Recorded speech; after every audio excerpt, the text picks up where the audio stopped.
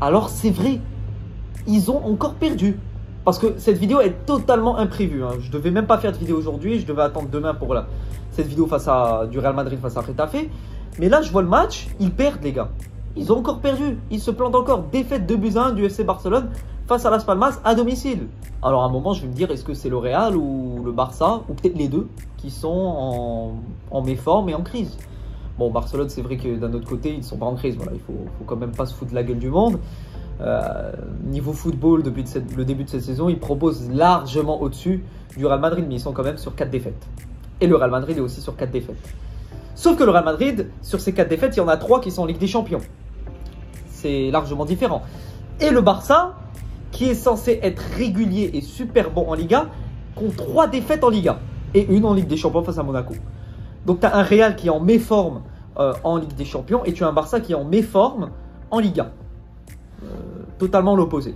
Je veux un Barça qui n'a pas proposé quelque chose de suffisant. Voilà, vraiment une performance insuffisante du FC Barcelone. De par tout ce qu'ils nous ont montré depuis le début de cette saison, on s'attendait à beaucoup plus. On s'attendait à beaucoup plus. Tout de même, Rafinha buteur.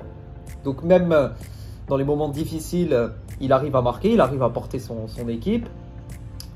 Donc voilà, Lewandowski qui n'était pas extraordinaire. Voilà, plusieurs actions où je m'attendais à mieux d'un Lewandowski. Donc voilà, j'attendais un Lewandowski plus chirurgical. Aujourd'hui, j'ai trouvé que beaucoup de contrôles qu'il fallait pas faire, une passe en trop, quelque chose qu'il fallait pas faire. Tout le temps dans le dernier geste, il n'était pas bon.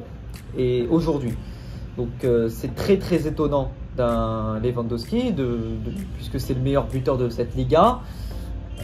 Actuellement, il pourrait largement finir Pichichi. En tout cas, le Pichichi se dessine plus vers Robert Lewandowski, plus vers un joueur du FC Barcelone que du Real Madrid, en toute honnêteté. Le Barça est sur une défaite face à la Sociedad, un match nul face à Vigo, une défaite face à Las Palmas. Donc on est sur 3 matchs sans victoire pour le FC Barcelone, avec 7 points perdus, alors qu'ils avaient 6 points d'écart avec le Real Madrid. Donc là, le Real Madrid, si demain ils sont amenés à battre Getafe, je ne sais pas si vous vous rendez compte, c'est peut-être irréel, ils seront qu'à un seul point d'écart, avec un match en moins. Le Real Madrid peut être leader de cette Liga. Tu me dis ça il y a 2 semaines, tu me dis ça au moment de la défaite face au Classico, mais je t'aurais dit arrête de te foutre ma gueule, dégage. Mais c'est irréel, les gars. De par le niveau, de par tout ce que nous a montré le FC Barcelone tactiquement depuis le début de cette saison, se dire que ce Barça peut être derrière un Real Madrid dans quelques semaines, c'est inquiétant. C'est inquiétant. Ils sont en train de tout gâcher. Ils avaient tellement bien commencé. Ils étaient sur une très bonne régularité. Il faut le dire que c'est quand tu as les matchs de Ligue des Champions, les matchs de Liga, et quand tu auras janvier et février avec encore des matchs de coupe, de super coupe. C'est là où il faudra voir la condition physique des joueurs. Est-ce que la régularité sera présente? C'est là où vraiment ça sera un tournant pour la saison des clubs. Mais j'ai vu un Barça qui a proposé une performance insuffisante. Alors avec Lamine Yamal encore, le petit jeu de mots, avec Lamine Yamal, même s'il revient quand même de blessure. Voilà, il faut quand même le dire, il revient de blessure, donc on le voyait même dans sa gestuelle, même dans ses mouvements. On avait un Yamal qui ne voulait vraiment pas se blesser, qui ne voulait vraiment pas forcer dans ses gestes, qui voulait vraiment... On sentait un Yamal qui était réduit physiquement et c'est totalement logique. Il revient d'une blessure. Même dans ses gestes, même dans ses frappes, il était un peu trop gentil, je trouve, pour un Yamal qui nous a habitués à montrer des performances beaucoup plus décisives, beaucoup plus efficaces devant le but. Mais bon, il revient d'une blessure, donc on ne va pas se jeter sur lui. Alors Iñaki Peña, le FC Barcelone, après cette blessure de Ter Stegen, décide de ramener Szczęsny pour le mettre sur le banc. Après les récentes performances de Peña, je me demande s'il ne faudrait pas quand même accorder un peu plus de confiance à Szczęsny, qui est quand même un gardien, un très grand gardien, Coupe du Monde, Ligue des Champions avec la Juve, Serie A avec la Juve. Donc voilà, c'est un très grand gardien, Szczęsny, avec beaucoup d'expérience. Et je pense que ça ne serait pas démérité, ça ne serait pas bizarre, honteux, surprenant de lui accorder quelques minutes. Parce que là, Peña aujourd'hui, voilà, Sur les 2 buts, je dirais pas qu'il est fautif, mais quand même, peut-être qu'il pourrait mieux faire sur le placement, sur le réflexe. Donc voilà, pour moi, un Szczęsny mériterait totalement d'avoir quelques minutes et avoir quelques matchs titulaires au Barça. Après, j'aimerais féliciter aussi la défense de Las Palmas. Une défense très solide les gars. Une défense extrêmement solide. Rien ne passait. Mais là, cette défense de Las Palmas m'a vraiment impressionné. Une défense très solide, individuellement, au marquage. Une défense qui se sacrifie pour le résultat de son équipe. Donc voilà, bravo à eux. Ils ont joué avec leurs armes. Et même sur le premier but, ça m'a impressionné, surtout dans l'action. Le 1-2, le contrôle aussi, l'orientation du corps qui fait que la conduite de balle est parfaite et il reprend de voler et c'est tellement bien placé, petit filet, ça rentre. Donc même sur les 2 buts, j'ai vu Las Palmas qui est très efficace. Voilà, ils ont eu 2 très grosses actions et ces 2 actions ont fini dans le filet de Barcelone. Il faut quand même profiter, parce que c'est pas tous les jours qu'on voit Barcelone qui est en manque de régularité. Je suis impatient de voir ce que va proposer le Real Madrid demain, parce que le Real Madrid, s'ils sont amenés à gagner demain, ils seront à un seul point d'écart. La Liga sera même plus que relancée. Là, on parlerait même plus de Liga qui serait relancée, mais plutôt d'une Liga très serrée, parce que derrière, tu as aussi l'Atlético, qui a seulement un point d'écart du Real. Donc vraiment, on a une Liga intéressante. Voilà, je trouve une Liga avec beaucoup plus de suspense, une Liga plus compétitive. Pour certains qui pensaient que la Liga n'était pas un championnat très compétitif, avec beaucoup d'intensité, bah là on voit qu'il y a 3 équipes très proches au niveau du classement. Et ça fait plaisir. Alors maintenant, les 2 prochains matchs de Barcelone, ce sera face à Mallorca et le Betis, qui sont 2 déplacements aussi compliqués. 2 déplacements aussi compliqués, donc il fallait que Barcelone s'impose aujourd'hui face à Las Palmas pour être entre guillemets tranquille avant ce match face à Mallorca et face au Betis, qui sont 2 matchs à l'extérieur sur 2 pelouses pas faciles à négocier.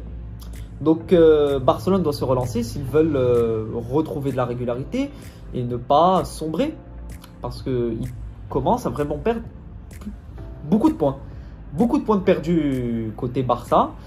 Et tu as le Real Madrid et tu as l'Atlético à côté qui peuvent profiter, et plus que profiter, prendre des places, gagner en terrain et peut-être être leader de Liga. J'en sais rien les gars. On n'est qu'en novembre. Il y a encore décembre, janvier, février. Aussi le mois de janvier et février qui sont 2 mois cruciaux puisque c'est les mois où il y a la coupe, la super coupe. Donc c'est là où on verra vraiment le niveau réel des 2 équipes. On verra le top niveau. On verra si les 2 équipes qui sera la plus régulière, qui sera la plus conditionnée pour enchaîner un si grand nombre de matchs. Donc je suis très impatient de voir la suite de cette Liga. Alors maintenant, il faut se questionner. Est-ce que cette tactique du piège à hors-jeu de Barcelone est périmée et il faut changer, il faut innover, il faut trouver autre chose? Parce que là, sur les 2 buts, je ne vais pas vous mentir que cette tactique du piège à hors-jeu n'a pas fonctionné. Très clairement, lecture du jeu de Las Palmas, qui savait comment se positionner face à ce piège à hors-jeu. Donc je me demande si Hansi Flick devra innover et trouver une nouvelle tactique, parce que honnêtement, je l'avais dit dans une vidéo, je ne sais plus quelle vidéo, peut-être la vidéo de Barcelone face à l'Espagnol. J'avais dit que tant que cette tactique leur permet de gagner et de réussir, gardez-la, il n'y a aucun problème.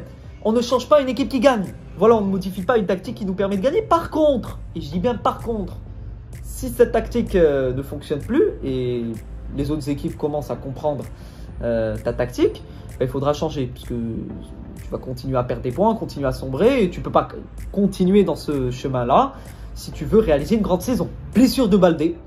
Donc voilà, blessure de Baldé. À premier coup d'œil, cette blessure devrait être compliquée. Donc je pense que c'est une longue blessure pour Baldé, donc on lui souhaite un bon rétablissement. Barcelone maintenant devra gérer ce côté gauche avec Hector Fort.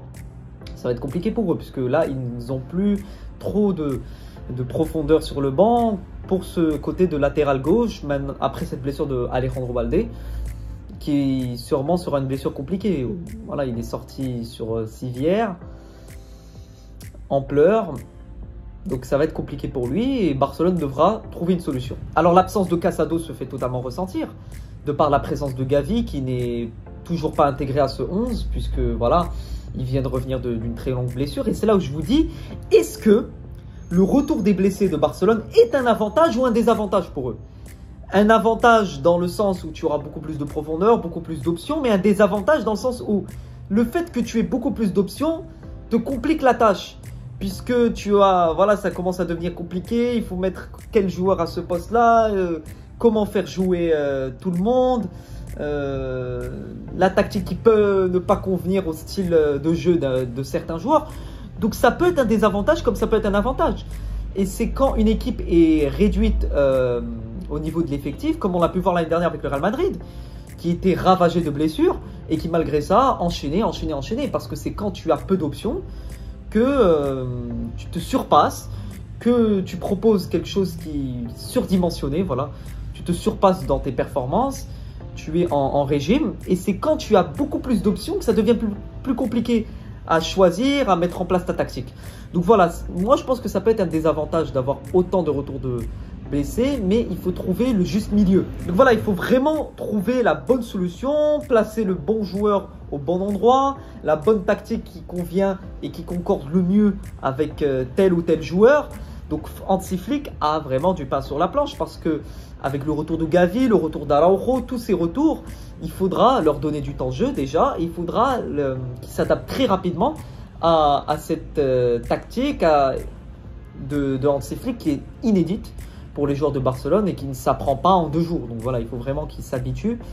Et tant qu'ils ne s'habituent pas, ben leur place, ça sera sur le banc. Le temps qu'ils ils prennent un peu de minutes, ils commencent à comprendre petit à petit. Et après, ils retrouveront une place de titulaire. Donc voilà les amis, défaite totalement surprise du FC Barcelone. Voilà, je ne m'attendais pas à une défaite de leur part. Après cette... Donc voilà les amis, défaite totalement surprenante de Barcelone, en toute honnêteté. Je ne m'attendais pas à une défaite de Barcelone, puisqu'ils se sont bien relancés face à Brest. Ils avaient proposé une bonne performance, quelque chose de très beau à voir. Maintenant, ils doivent se relancer. Demain, il y a le match du Real Madrid. Le Real Madrid, s'ils sont amenés à battre Getafe, il n'y aura plus qu'un seul point d'écart, avec un match en moins qui est le match de Valence. Et décidément, il faut vraiment que ce match soit joué, parce que ça commence vraiment à agacer les joueurs. Plus le match est retardé, plus ça commence à faire réfléchir les joueurs. Ils vont commencer à plus réfléchir à ce match contre Valence, quand est-ce qu'on doit le jouer, parce que ça pèse dans le calendrier. Donc voilà les amis, n'hésitez pas à liker, à vous abonner, à partager cette vidéo, à me dire en commentaire ce que vous pensez de cette Liga. Est-ce que pour vous cette Liga est totalement relancée? Est-ce que cette Liga est compétitive? N'hésitez pas à me donner vos avis en commentaire, je lirai chaque avis de votre part. Et avis les gars, et pour toujours, à la Madrid, in Adamas.